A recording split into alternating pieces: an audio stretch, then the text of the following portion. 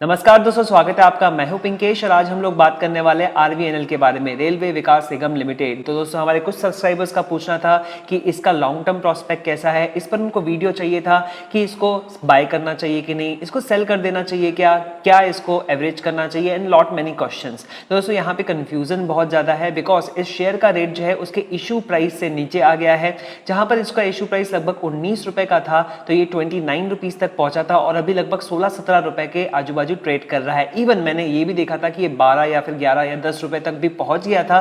एक अंदाजा बता रहा हूं दोस्तों आप लोगों को, आप वैसे अगर इसको ट्रैक कर रहे हैं तो आपको अच्छे से पता होगा। तो दोस्तों आज हम लोग इस शेयर की पूरी बातें हम लोग करने वाले हैं, हर एक चीज जो है हम लोग इसके अंदर में देखने वाले हैं। तो सबसे पहले देख लेते हैं दोस्तों इसका इशू प्राइस। तो आप देखेंगे दोस्तों इसका इशू प्राइस था 19 रुपीज जब ये आईपीओ ओपन हुआ था। तो ये ओवर सब्सक्राइब आईपीओ था, इसको अच्छा खासा रिस्पांस मिला था। नॉट दैट मच कि जो आईआरसीटीसी को या फिर एसबीआई कार्ड को मिला वैसा रिस्पांस नहीं मिला था।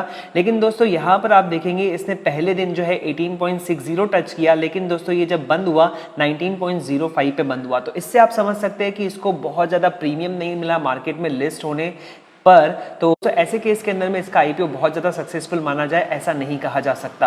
दोस्तों अगर इसके प्रेजेंट प्राइस की बात करें तो अभी इसका प्राइस चल रहा है 16.55 और इसने हाईएस्ट टच किया था 29.90 और इसका लो गया है दोस्तों 10 रुपए का, 10 रुपए का लो गया है। और 10 रुपए के लो जाने के बाद में दोस्तों ये वापस 16.55 पर आया, लेकिन 60% का रिटर्न जो है अपने लो से ये दे चुका है।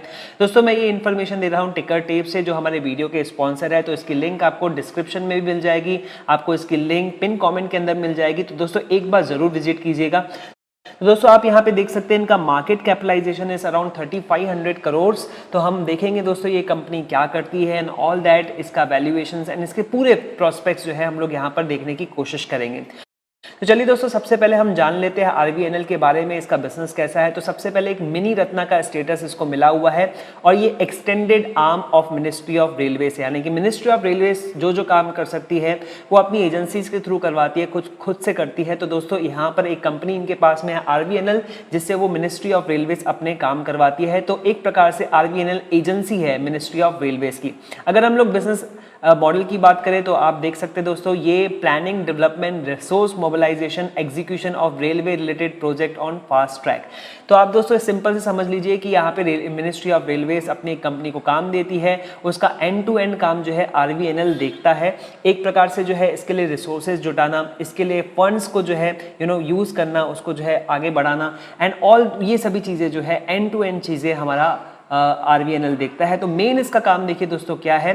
मेन इसका काम है electrification of railway lines. Second देखिए दोस्तों यहाँ पर laying of the new rails, नए जो है रेल वर्क्स जो है ये कराएगी दोस्तों, टनल वर्क करवाएगी, ब्रिज वर्क करवाएगी, then stuff incidental to it या उससे रिलेटेड जितने भी कंस्ट्रक्शन वाले काम है वो करवाएगी। Doubling and tripling of the existing single railway lines करवाएगी दोस्तों। ब्रॉड गेज को जो है ब्रॉड गेज में कन्वर्ट करना, नैरो गेज को, तो इस तरह की चीजें जो है ये करती है। और ये एजेंसी क्या करेगी, बेसिकली ये एजेंसी कॉन्ट्रैक्टर्स को एक प्रकार से सिलेक्ट करेगी, डेवलपर को सिलेक्ट करेगी और दोस्तों जितनी भी स्पेंडिंग यहाँ पर होती है उस पर इसको एक कमीशन मिलता है, एक मार्जिन मिलता है, वो लगभग 8.5% का है और कुछ प्रोजेक्ट्स के अंदर में 9.35% है। तो आप समझ सकते हैं दोस्तों यहाँ पे जितना खर्चा हो रहा है उसका 8.5% जो है इनको मिलता है एंड उसमें से इनको अपने कंपनी के खर्चे निकालने हैं, एम्प्लॉइज वगैरह के खर्चे निकालने हैं। तो आप एक प्रकार से समझ लीजिए कि मिनिस्ट्री ऑफ रेलवेज का काम कर रहा है, एजेंसी के थ्रू जो है काम हो रहा है, ये हो रहा है आरवीएनएल के थ्रू। तो दोस्तों इसके अलावा भी और भी कंपनी से, जैसे आरकॉन है, इसके अलावा भी आप राइड्स करके जो है कंपनी के बारे में सुने होंगे।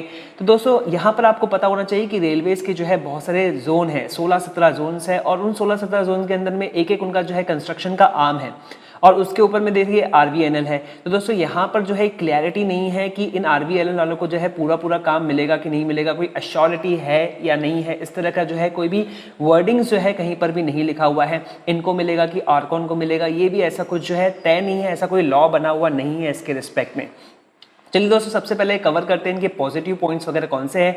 सबसे पहला पॉइंट देखिए इसकी ऑर्डर बुक 77,000 करोड़ रुपीस की है। It is more than rights, it is more than Arcon. तो ये बहुत बड़ी ऑर्डर बुक है अगले 5 से 7 साल। तो यहाँ पर रेवेन्यू आने की कंसिस्टेंसी जो है अच्छी रहेगी, रेवेन्यू आता रहेगा। सेकंड, इसके ऊपर कोई डेट नहीं है। अब आप इसकी बैलेंस शीट निकालेंगे और वहां पर आप देखेंगे लगभग 3,000 करोड़ रुपए का आपको डेट मिलेगा। तो मैं आपको बता दूं ये एक पास थ्रू एंट्री है। ये पूरी की पूरी डेट जो है, पूरी की पूरी फाइनेंसिंग जो है मिनिस्ट्री ऑफ रेलवेज करता है दोस्तों। और इस इसमें जो इंटरेस्ट कॉस्ट है वो भी जो है मिनिस्ट्री ऑफ रेलवेज। मैं एक यूट्यूब वीडियो देख रहा था, उसमें उन्होंने एकदम कह दिया कि भैया इनके ऊपर में डेट है, लेकिन इसके पीछे रिसर्च करनी पड़ती है। आप किसी भी रिसर्च पेपर को, रिपोर्ट को लेकर यूट्यूब वीडियो बना देंगे तो ऐसा नहीं चलेगा। एंड मुझे कहीं ना कहीं ऐसा लगा कि पूरी तरह से जो है पॉइंट्स क्लियर रखने चाहिए कि बॉस यहाँ पर अगर डेट पास थ्रू एंट्री है तो it should not be shown in a debt column of your video and all that. So it's not a debt, it's a pass through entry. Then second दोस्तों, ये asset light model है, यहाँ पे बहुत ज़्यादा assets वगैरह खरीद के इनको नहीं रखने हैं, ये सब काम इनको कॉन्ट्रैक्टर्स वगैरह से करवाना है, डेवलपर्स वगैरह से करवाना है। देन दोस्तों यहाँ पे फाइनेंसिंग इनकी रिस्पॉन्सिबिलिटी नहीं है, जैसे कि मैंने आपको बताया ये पूरा काम मिनिस्ट्री ऑफ रेलवेज वगैरह ने करना है। एम्प्लॉइज लिमिटेड है, कुछ 150-200 इनके एम्प्लॉइज हैं। और दोस्तों यहाँ पे डेप्यूटेशन पे एम्प्लॉइज को जो है लिया जाता है। And I have seen their work, ये मेट्रो वगैरह में भी काम करते हैं, तो ऐसे केस के अंदर में अच्छा खासा जो है वो लोग डेप्यूटेशन पे एम्प्लॉइज को रखते हैं, 3 साल कॉन्ट्रैक्ट के हिसाब से, 5 साल कॉन्ट्रैक्ट के हिसाब से, इस तरह से जो है एम्प्लॉइज को रखते हैं, जो मुझे काफ़ी अच्छी पॉलिसी लगती है। SBI कार्ड ने भी अपने बिजनेस को बढ़ाने के लिए जो एम्प्लॉइज को रखा था वो एजेंसी बेसिस पे एम्प्लॉइज को रखा था, क्योंकि वहाँ पे अगर एम्प्लॉइज बहुत ज़्यादा आपके पास में आ जाते हैं तो उनको काफ़ी समय तक आपको झेलना पड़ सकता है, बिजनेस कभी कम ज़्यादा होता रहता है। देन दोस्तों यहाँ पर आप देखेंगे कि इनका जो मार्जिन है 8.5% का, कुछ प्रोजेक्ट्स के अंदर में 9.35% का इनका है। देन उसके बाद में अभी कंपनी जो है हिली एरियाज में जो नेटवर्क बन रहा है रेलवेज का, उस पर बहुत फोकस कर रही है। और ये इनके पास कैश अच्छी है, हम देखेंगे कि इस कैश की पोजीशन 2019 में थोड़ी वीक हुई है, लेकिन दोस्तों कैश इनके पास में अच्छी है। लगभग लास्ट बैलेंस शीट में इनका जो है 950 करोड़ रुपए का कैश मैंने देखा था। एंड दोस्तों प्रमोटर होल्डिंग, यहाँ पर जो है प्रमोटर होल्डिंग काफ़ी अच्छी है, प्लेज वगैरह नहीं है। लेकिन दोस्तों हर कंपनी में सिर्फ पॉजिटिव पॉइंट्स है ऐसा तो होता नहीं है, कुछ नेगेटिव पॉइंट्स भी है। नंबर 1 दोस्तों, यहाँ पे ऑर्डर बुक जो है उसका ग्रोथ सर्टन नहीं है, तो किसी साल जो है 0 ऑर्डर्स भी आ सकते हैं, कोई भी प्रोजेक्ट्स इनको ना मिले, ऐसा हो सकता है। तो इस तरह के शेयर्स में आप हमेशा देखेंगे कि कोई ऑर्डर आया तो उसके बाद ये शेयर भगने लग जाता है, तो ऐसी संभावनाएं आपको यहाँ पर मिलती रहेगी। नंबर 2 दोस्तों, यहाँ पर देखेंगे ये मिनिस्ट्री ऑफ रेलवेज के ऊपर में पूरी तरह से डिपेंडेंट है। मिनिस्ट्री ऑफ रेलवे मेहरबान तो ये पहलवान, तो इस तरह की चीज है यहाँ पर दोस्तों, आप बात ध्यान रखिएगा। Dependent upon government policy, government spend करना चाहती है रेलवेज के ऊपर में तो ये यहाँ पे स्पेंडिंग होगी, अदरवाइज यहाँ पे कोई स्पेंडिंग नहीं होने वाली है। नाउ गाइस, तीसरी चीज यहाँ पर कंपल्शन टू पे द डिविडेंड है। आपको पता है गवर्नमेंट कंपनीज के केस में आप डिविडेंड देते ही है, तो यहाँ पर कुछ CPSC का जो है एक रेजोल्यूशन है, एक रूल है जिसके अंदर में इनको 30% ऑफ द पैड डिविडेंड देना पड़ता है। सो ये थोड़ी बात जो है नेगेटिव चली जाती है यहाँ पर। देन दोस्तों इसके बाद देखेंगे यहाँ पर एक L&T को पकड़ लीजिए, L&T को जो है परफॉर्म करना है, उनको कॉन्ट्रैक्ट्स के लिए बात करनी है, सो मेनी थिंग्स।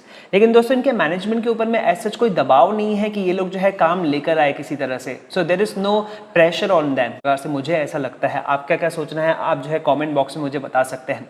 दोस्तों जहां पर बात करें जोनल रेलवे की, तो यहाँ पर रिस्पेक्टिव जोनल रेलवे में जैसे कि मैंने आपको बताया कि कंस्ट्रक्शन आर्म रहता है, तो पहले उनको काम मिलता है, तो हो सकता है उनको काम मिल गया तो RVNL को काम नहीं मिलेगा। तो यहाँ पर हमेशा अनसर्टेनिटी रहेगी, कोई रिटर्न वाली चीज यहाँ पर अवेलेबल नहीं है। मैं इनके जो है मैनेजमेंट का मैं एक इंटरव्यू देख रहा था, उसमें कहा कि पहले उनको पूरा काम दे देते हैं, देन उसके बाद में हमको काम देते हैं। Then there is no certainty कि RVNL को ही काम मिले, किसी प्राइवेट कॉन्ट्रैक्टर डेवलपर को जो है directly zonal office and ministry of the railways काम दे सकती है। तो ऐसा नहीं है हमारी कंपनी है, सरकारी कंपनी है, सरकारी रेलवे है तो इन्हीं को काम दो, तो ऐसा कोई सर्टेनिटी नहीं है। और दोस्तों यहाँ पे मार्जिन लो है, अगर इनका ऑपरेटिंग प्रॉफिट मार्जिन देखें तो 5-6% के पास आता है। तो दोस्तों यहाँ पे गवर्नमेंट पॉलिसी चेंज हो जाती है, 8.5% को और कम कर देंगे तो उनका ऑपरेटिंग प्रॉफिट मार्जिन जो है और कम हो जाता है। अब देखिए दोस्तों जो मार्जिन वहाँ पर उनको मिल रही है, इसके अलावा भी इनके कंपनी के खर्चे रहते हैं। तो दोस्तों हाई कैश, ज़्यादा कैश ये अपने पास में रखेंगे तो ROE कम हो जाता है, बिकॉज कैश को कहीं ना कहीं डिप्लॉय करना पड़ता है। लेकिन दोस्तों इनके पास तो कोई और कोई प्रोजेक्ट ही नहीं है जो कि मिनिस्ट्री ऑफ रेलवेज के अलावा कोई दे।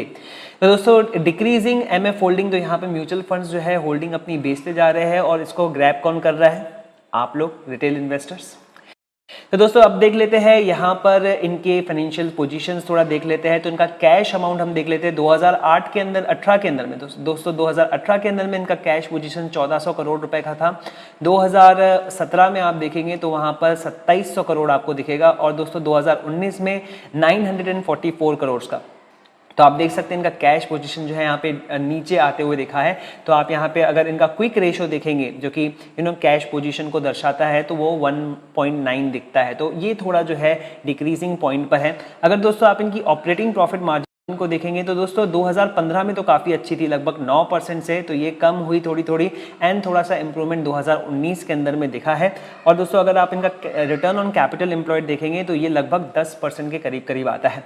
अब दोस्तों बात करते हैं इनका जो रेवेन्यू है वो देखिए लगातार आपको इंक्रीज होते हुए दिखेगा और काफ़ी अच्छे से इंक्रीज होते हुए दिखेगा। 2015 में जहाँ इनका रेवेन्यू आप देखेंगे 3500 करोड़ रुपए का था, तो 4700 करोड़ रुपए, फिर 6200 करोड़ रुपए के आसपास, उसके बाद 7800 करोड़। और आप देखेंगे दोस्तों 2019 में काफ़ी अच्छा रेवेन्यू इनका आया है 10,341 करोड़ रुपए, तो काफ़ी अच्छा रेवेन्यू ग्रोथ यहाँ पे दिख रहा है। और आप समझ लीजिए जितना ज़्यादा इनका जो है रेवेन्यू रहेगा, उनकी मार्जिन को आप मल्टीप्लाई कर दीजिए, उतना जो है पॉसिबिलिटी इनकी प्रॉफिट्स की जो है बढ़ जाती है।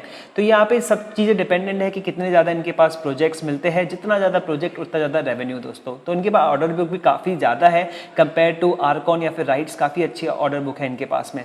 अगर दोस्तों बात करते हैं return on equity percentage annual analysis यहाँ पे किया जाता है, तो यहाँ पर दोस्तों शुरू में 2015 में आप देखेंगे रिटर्न ऑन इक्विटी कम था, लेकिन दोस्तों वो ग्रेजुअली जो है इंप्रूव होते होते 16% पहुंचा है। तो दोस्तों यहाँ पे 2020 का जो रिजल्ट आएगा उसमें ये देखना इंपॉर्टेंट रहेगा कि इनका रिटर्न ऑन इक्विटी कैसा है। तो यहाँ पे ये कंफर्टेबल लगता है, बिकॉज यहाँ पे रेवेन्यू जितना ज़्यादा बढ़ेगा, रिटर्न मल्टीप्लाई करेंगे तो आपको जो है वहाँ पे ज़्यादा अच्छा मार्जिन मिल सकता है। एंड देन उसके बाद में आप देखेंगे यहाँ पर कंपनी किस तरह से परफॉर्म करती है। तो यहाँ पर बेसिकली जो है मुझे ऐसा लगता है कि 2020 का जो फाइनेंशियल ईयर है यहाँ पे थोड़ा आपको इंप्रूवमेंट देखने को मिलेगा। लेकिन आगे आने वाले सालों के अंदर में, क्योंकि अब कोविड-19 आ गया है, गवर्नमेंट की ट्रेजरी पर डायरेक्ट असर पड़ा है और ये Q2 FY21 के अंदर भी चलने वाला है, तो रेलवे इंफ्रास्ट्रक्चर पे जो फोकस रहेगा गवर्नमेंट का वो जो है इतना नहीं रहेगा। यहाँ पे कॉस्ट ओवररन्स हो सकते हैं, साथ ही साथ जो है डिलेइंग ऑफ द प्रोजेक्ट्स हो सकती है, तो उनके रेवेन्यू पे इफेक्ट पड़ सकता है, जिसकी वजह से इनका ROE पर जो है इफेक्ट पड़ेगा। तो यहाँ पे ROE जो 16% बहुत ज़्यादा अच्छा नहीं माना जा सकता है। It's okay, I would say only okay. दोस्तों इसका वैल्यूएशन देख लेते हैं, जहां इसका पी दिखता है 4.96 पर और इंडस्ट्री पी दिखता है लगभग 13.5 पर। तो दोस्तों यहाँ पर ये सस्ती कंपनी लगती है काफ़ी, लेकिन मुझे लॉन्ग टर्म में इसके पी रेशो को 14-15 से ज़्यादा नहीं देखना चाहिए। तो उस हिसाब से अगर मैं एक मल्टीप्लिकेशन करता हूँ तो इसका मैक्स टू मैक्स प्राइस सबसे अच्छी कंडीशंस के अंदर में सबसे अच्छे प्रॉफिट जिस तरह से ये कंपनी चल रही है वो बनता है लगभग 45 से 50 रुपीज़ तक का। तो मैं इससे ज़्यादा इसका प्राइस जो है भविष्य में ज़्यादा नहीं देखता हूँ। अब दोस्तों इस कंपनी में जो है निवेश करना चाहिए कि नहीं करना चाहिए, इसको जो है समझना बहुत आसान है। आपको अगर लगता है कि रेलवेज में आगे काम होता रहेगा अगले 3-4 साल के अंदर में, तब तक आप जो है इसके लिए कंफर्टेबल रह सकते हैं। आपका जितना भी आपका इन्वेस्टमेंट किया हुआ है वो रिकवर हो जाएगा। IPO में आपको ये मिला था शेयर, वो भी रिकवर हो जाएगा। अगर आपने इसको हाईएस्ट पॉइंट पे लिया था 29, वो भी जो है 4-5 सालों में रिकवर हो जाएगा, ऐसा मेरा मानना है। लेकिन 2024 में जो इलेक्शंस होंगे उसके बाद में जो गवर्नमेंट आती है उसकी क्या पॉलिसी रहती है, पॉलिसी चेंज तो नहीं होती है, क्योंकि दोस्तों ऐसा देखा गया है कि गवर्नमेंट चेंज होती है तो पॉलिसीज चेंज होती है, या फिर जो है कुछ पॉलिसीज को रोक दिया जाता है, बाद में इसको सोच विचार वाले डब्बे में डाल दिया जाता है। और ऐसा मुझे जो है यहाँ पर संभावना दिखता है कि अगर गवर्नमेंट की पॉलिसी रेलवेज को, इंफ्रास्ट्रक्चर को बहुत बेहतर बनाने की होती है और उसके अंदर में सरकारी कंपनियों को इंक्लूड करने की होती है, तो ये एक मल्टी बैगर स्टॉक हो सकता है, इसमें मुझे कोई डाउट नहीं है। जो दोनों संभावनाएं मैं आपके सामने रख रहा हूं, फैसला तो आपको लेना है दोस्तों। हाँ, मेरा अगर यहाँ पे इन्वेस्टमेंट करने का मूड हो तो 3-4 साल के लिए जो है मैं यहाँ पर इन्वेस्टमेंट कर सकता हूँ दोस्तों। मुझे ये अच्छी लगी कंपनी, इतनी भी बुरी नहीं लगी, लेकिन इसमें जो रिटर्न्स रहेंगे उसकी एक्सपेक्टेशंस बहुत ज़्यादा नहीं रहेगी। यहाँ से मैं रिटर्न्स की एक्सपेक्टेशंस अकाउंट 30 से 35% कर सकता हूँ अगले आने वाले 3 साल के अंदर में। So it would be okay. 3 साल के पहले भी आ सकता है, इवन ज़्यादा भी आ सकता है, 40-45% का जो है रिटर्न यहाँ पे मेरे को आ सकता है।